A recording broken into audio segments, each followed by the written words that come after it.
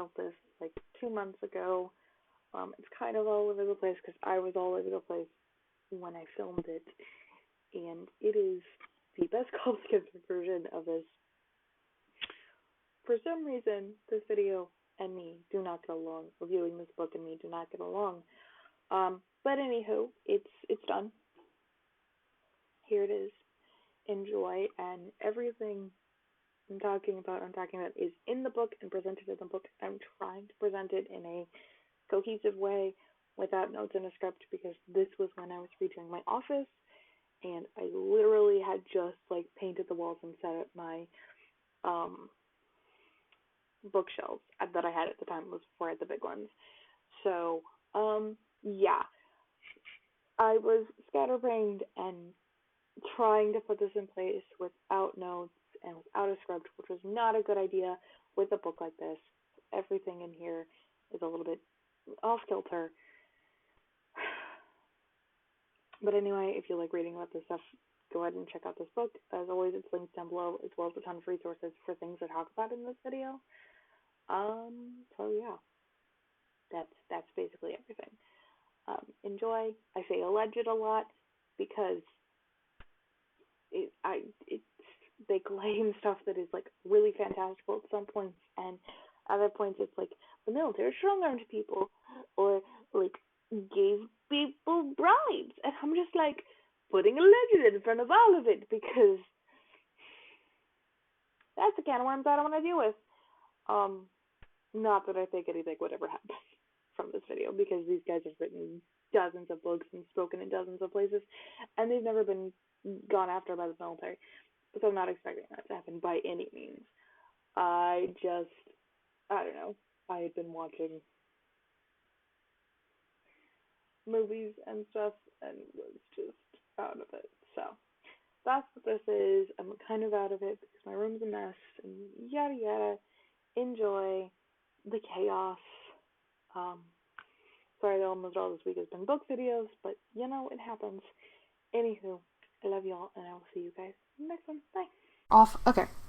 Hi guys. I'm not sure how good the lighting is here, but this is my light recording. It's currently the only thing clean, actually, to move furniture to get in here.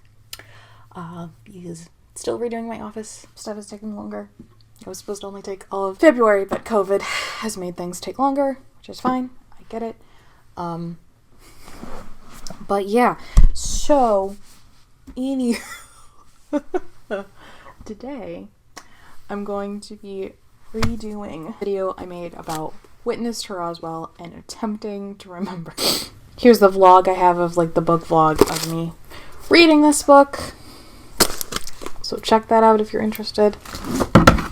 It'll be in the card and in the description. I'm just throwing everything apparently. Also, hi to all of the new people. I can understand that a lot of people are probably very confused because I posted the video about January 6th and the insurrection and all that cuckoo-ness,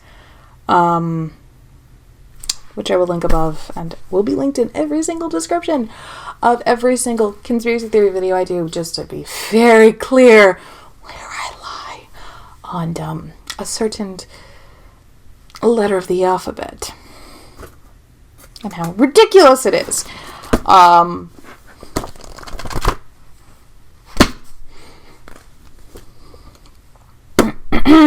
So you can check that out, and I'm sure that tons of people were like, this is really interesting. No idea why I'm staring at the ceiling. I filmed this like 2 months ago.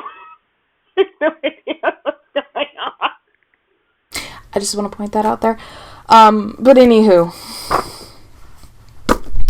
Witness to Roswell. So this is the second book of these two that I have read. I previously read and reviewed, and I will link it in all the things. Cover up at Roswell. All of this is leading up to what will be a several-part Roswell deep dive video series on my paranormal channel, which, yes, I'm actually going to start posting on now. So, yeah. I'm hoping that'll be out the week of St. Patrick's Day. Fingers crossed. No, it won't be, because it's not, and it's after. I thought both in February, just so, yeah. Because I have all of these books to get through behind me, and I'm going to make a resources video for that channel that will be updated when I order my new books and get some more from the library. But again, stuff is more challenging right now because, for instance, my library is, and I'm fortunate that I even have access to my library right now. A lot of people don't have access to their library at all. But my library is only doing curbside, so I only have access to so many books to have them get and collect and then put on curbside and then bring out to me. So that's an unfortunate factor, but it is a factor. I'm also just thankful I have access because I didn't have access to the library for months last year, and it sucked. Yeah, as always, I'm not going to be giving my beliefs or my principles in this. I know I speak some of it on in the book vlogs as I'm reading stuff, because that is very much stream of consciousness style, so you can go check that out. It's my live reactions as I'm reading and taking notes in the book.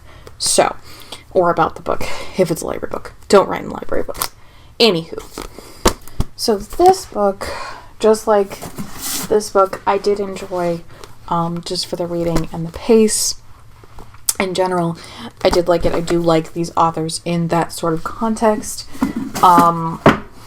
Like just as a written work, I do like them. And if you read or wow, if you watch the book vlog, you will see that I am pointing at things, talking about issues, yada yada, that are, I don't know, obvious to me, but not obvious to all, that I have issue with, and yada yada. So largely what this book in particular is interviews of people that were either there or children of people that were at or around either Smith Army Air Corps Base, airfield base, or the towns of Roswell and Corona. Is largely what this book is. I mean, it's some interviews with some wives, etc., as well as just some more specificity, I guess. One thing that I did find, let me find it 1 second. Okay, I think I'm mixing up books here. But that's not surprising with the amount that I'm currently reading. In this book in particular, it's important to note that these books are biased. These books are by people that consider themselves to be ufologists. So these books are more biased in their writing and their narrative. So that is a very important note to make.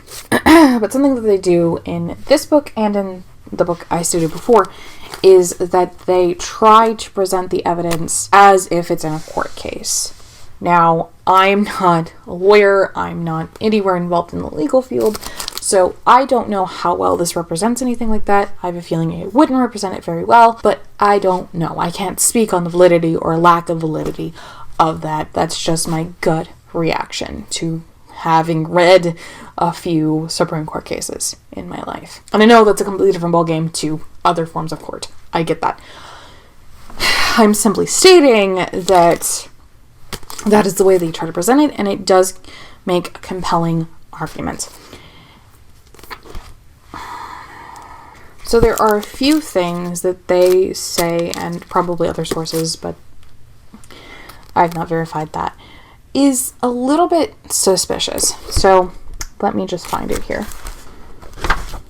Claim that so the piece of land that whatever it is that crashed in 1947 near Roswell, New Mexico, not in Roswell, New Mexico, that's a very common misnomer.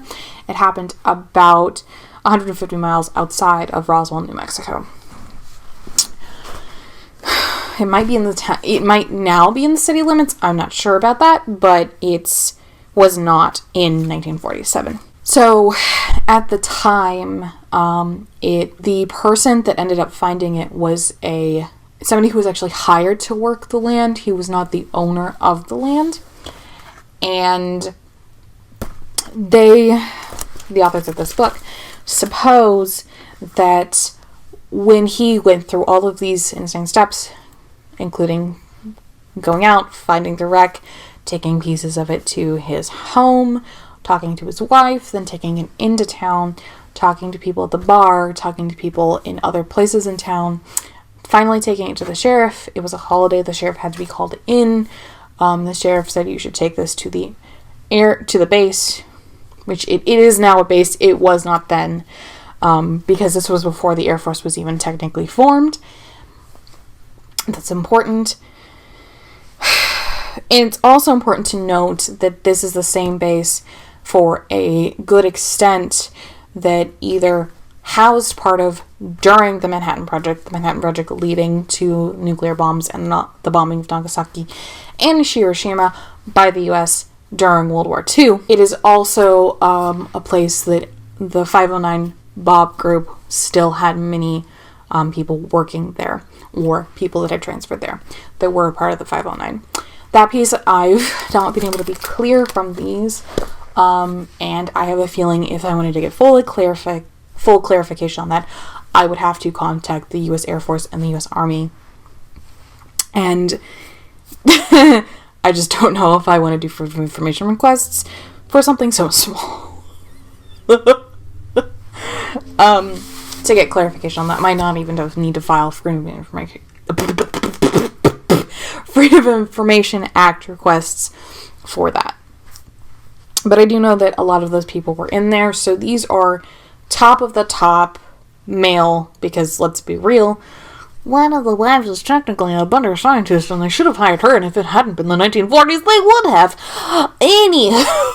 Regardless of that, the top of the top of astrophysicists and ETC, essentially, and rocket scientists were there. And then a lot of them were recruited by NASA, as well as, obviously, because it's 1947, the Paperclip Project is Project Paperclip is involved in this as well. Project Paperclip is basically, I'm summing a lot of this up. I will link resources down below because it's a complicated thing for all of this history stuff.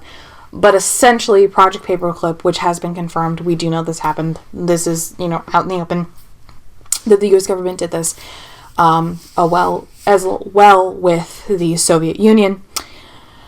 Basically, at the end of World War II and during World War II for portions, as Nazi scientists, and in some cases, like with MK Ultra, Japanese scientists were captured by the US or the Soviet Union. They were essentially given amnesty to do science here. And that is what Project Paperclip was. It's a whole thing and extremely complicated. I will link stuff down below, but basically it was essentially the start of the Cold War, because really the Cold War started during World War II, but again, that's the whole thing. But Project Paperclip is like one of the first big chess moves and in the Cold War. So Project Paperclip is also involved in this, because at least 2 of the scientists that were working at the airbase at the time were beneficiaries, I guess, of Project Paperclip. So that's also important to note.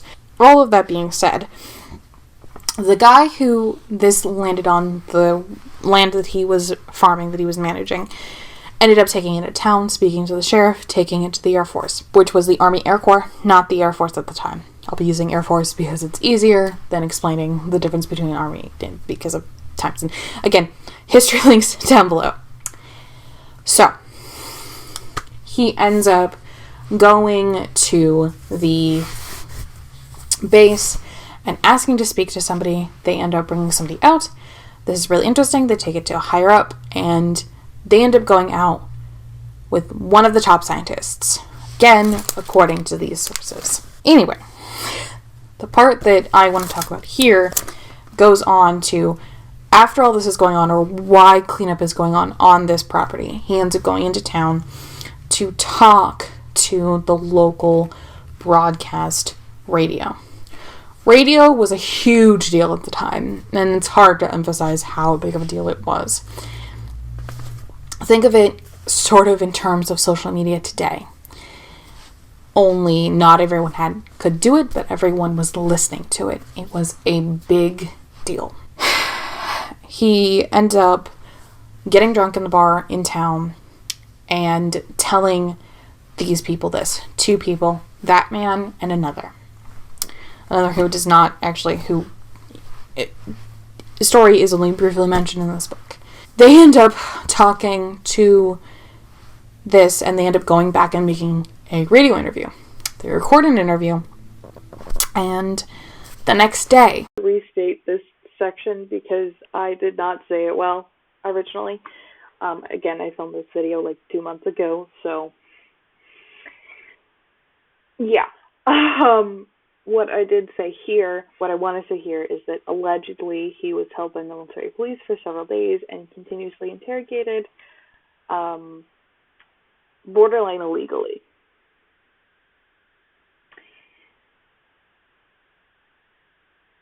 And then forced to recant his statement to a newspaper and radio journalist. Which, if true, is super problematic. If not true, it's just a crazy story. And obviously I can't verify the validity of any of this, and I hesitate to believe it because, like, I realized that this was in the 1940s, and, you know, like, the Red Scare was just around the corner. I'll link sources about that down below.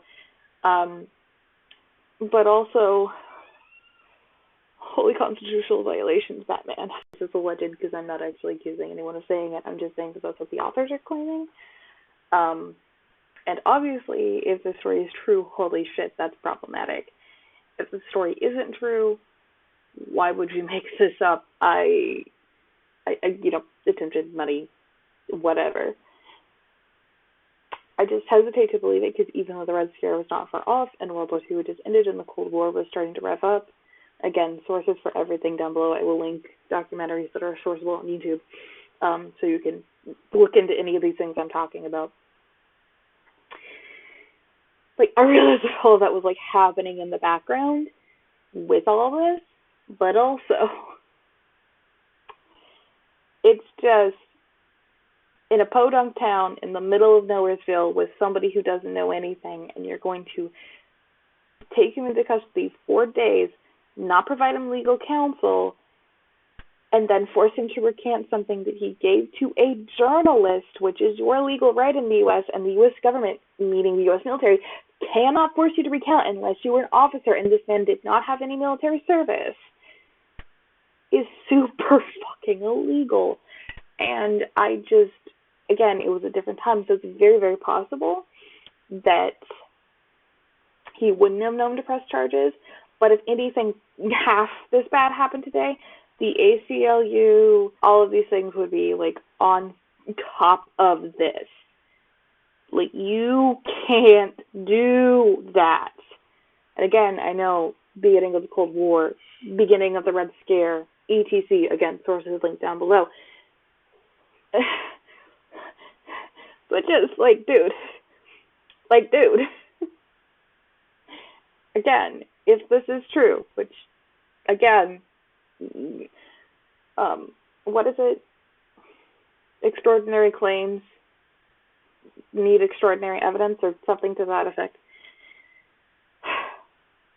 I'm not seeing extraordinary evidence, but I also don't want to discount somebody's possible story of trauma, if that makes any sense. So, I don't know, but I hesitate to believe this, but I will pull it into the bigger story because I find it interesting and important in the piece of if this was something secret, which, again, I will share those thoughts in that video, which I'm hoping will be out in the first 2-ish weeks of April.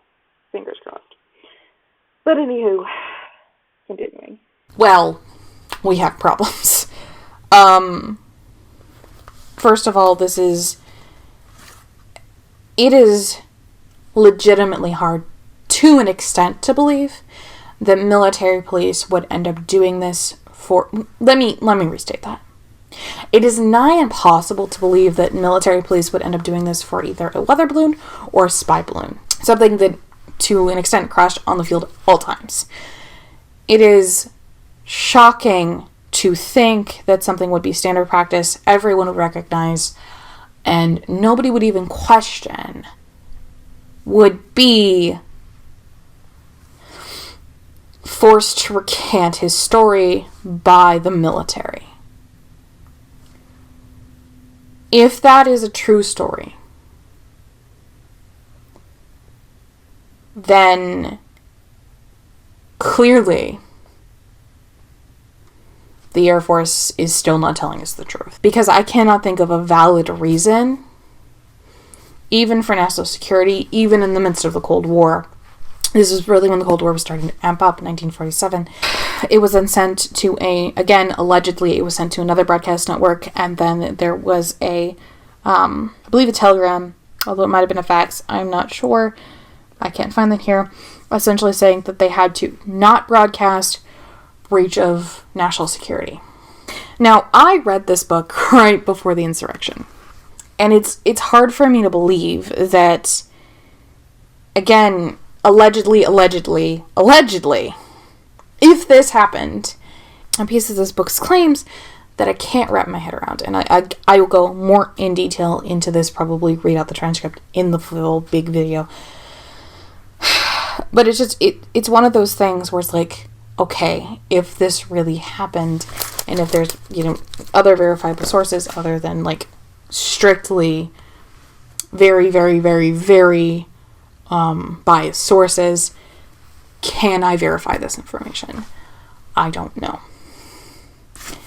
I wouldn't even know how to, partially. I'm working on that. But that's a piece that, if that happened, that blows a huge hole in the idea that it was just a weather balloon. Because of that level of security, even for a, spy balloon to hear if the Soviet Union was setting off bombs is extremely overreactive. And I just don't see that happening. Essentially strong-arm people that did not want to keep their story quiet.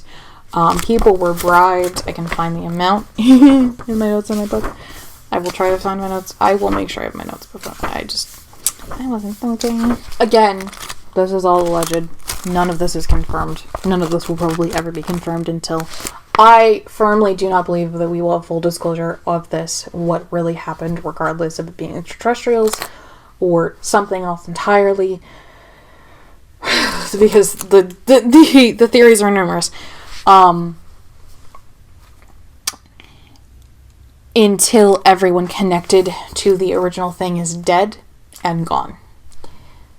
We shall see.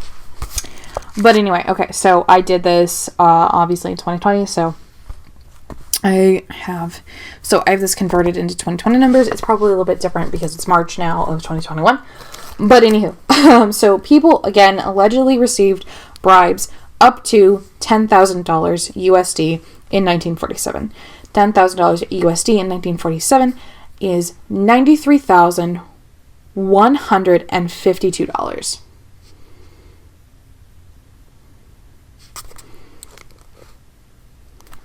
This is just from Google, so I don't know the full validity of that. I don't know how to work those numbers out, but again, this bribe, which people allegedly received who would not stay quiet through strong arming, was $10,000 USD in 1947. That in 2020, probably also in 2021, although I'm not sure, would be I read that wrong. Thank you, dyslexia. $93,106.52.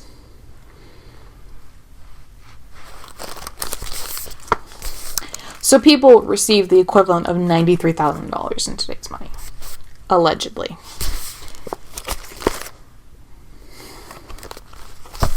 There are also reports of military police threatening children who got near the crash site. There's a lot of things that allegedly happened, and there's a lot of people that refuse to talk about it because of their career, that refuse to talk about it because they were afraid they would be persecuted, refuse to talk about it for tons of reasons. And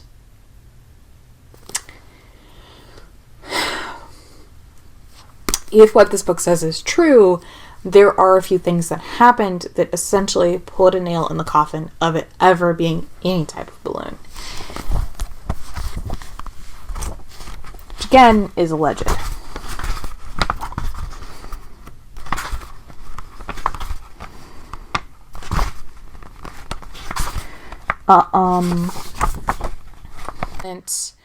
Stalking, outright physical violence in this book. It does not go into graphic detail, thank God. But a lot of people allege that kind of thing. The person exists. He came forward anonymously to protect his possible still continuing military career. Again, allegedly. I don't know if any of this is valid. Like, I'm not saying any of this is viable or validatable or real at all. And said that security got so tight on the base, it was crazy. And basically he was told to go and guard something that they considered to be just like a waste hole. That a large tent had been set up on, 2 double tents with extra security, and there were even people that were lower ranking, like, officers and things. I have no military background, if you can't tell. So I deeply apologize if I get any of this wrong. But anyway, lower ranking officers and things to also do the guard duty with the enlisted men and guard the perimeter of a very large tent. You know, there's also reports that supposedly parts immediately went to DC, parts immediately went to the Dayton Air Force Base, which still exists today, Wright Field in Dayton, Ohio, which still exists today. Of course, allegedly I'm went to DC, pieces went to the Joint Chiefs. Allegedly, I can't confirm any of this. I'm also not saying any of this actually happened. Trauma, because again, it's important to note that a lot of these people, especially if not all of the officers, would have at least lived through one world war, if not two. Would have at least served in one world war, if not two. Being World War I and World War II. And it's impossible to not acknowledge the fact that some of them had to have had severe trauma from that, had to have had PTSD from that, had to have had any level of trauma from that. And that's just all very, very important to note. Science fiction fan, or like you want to write science fiction or anything like that, pick up books by these two because they are very, very, very fun to read. You can see all my tabs. And again, there are points that I'm just like, I don't know. But yeah, I need to go film the other videos. Sorry, this was a crazy rambling mess. Next time I'll make sure I have my notes with me for the next book review I do. But yeah.